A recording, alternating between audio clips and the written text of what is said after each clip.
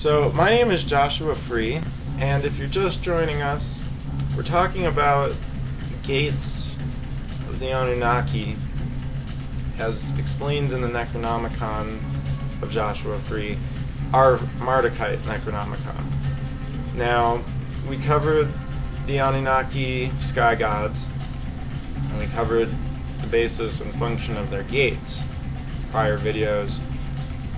Now, let's talk about the procession of the gates. This is the traditional order in which is associated with the Necronomicon for gatekeeping.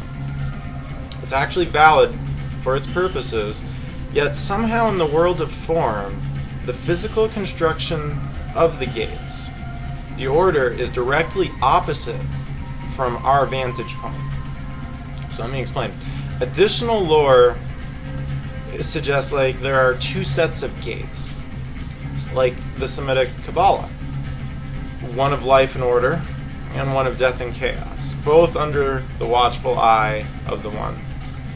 Now, a second way of analyzing the gate mysteries is the order of successive order, like chronology. If you are walking through a series of doorways, you're going one direction, correct? Okay. Now, if you were descending the other way, you would obviously be encountering them in the opposite direction.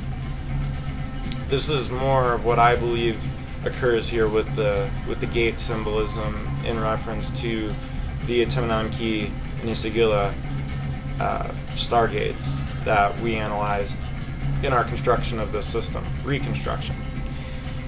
Now, for a seeker, in creating astral shields over our spiritual form, a seeker is obviously going to work from the first gate as a base to begin self-initiation, in this case the moon. When we stand at the base of the physical gate of the gods, kind of like the physical representation we have behind us, stepped up. When we stand at the base of it, we are actually at the seventh gate. The first gate that the Anunnaki would, if they were descending, the first gate that they experience is up here, which is the gate of the moon. So this is, I believe, what went into this idea of the ladder of lights in the Simonian Necronomicon that we, like I said, found and validated in sources that were completely independent. Now, during my research with the Chamberlains, several of them came forward with various editions of the Necronomicon that were authored by John Dee, the court magician of Queen Elizabeth I, that's given the credit for uncovering angelic systems of magic, not altogether different than what we deal with here.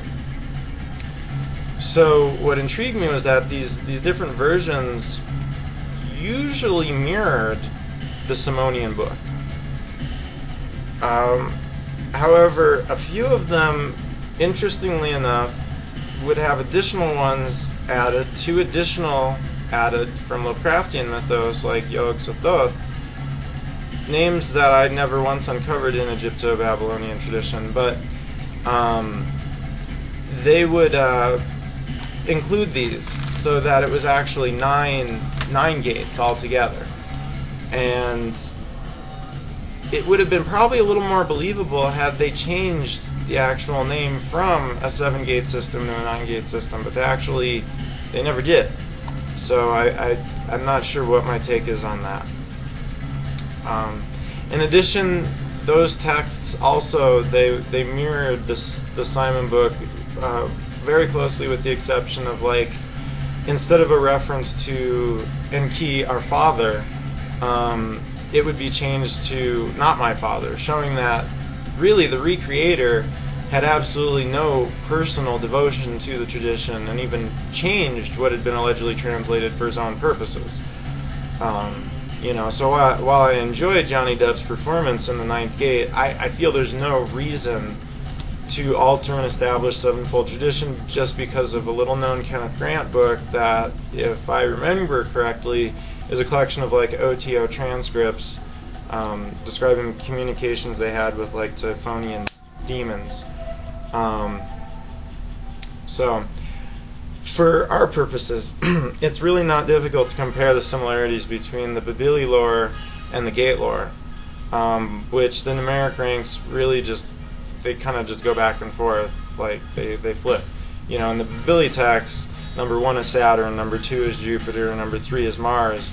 In the Stargate text, number 7 is Saturn, number 6 is Jupiter, and number 5 is Mars. It's like the exact opposite. So, I believe that it is valid.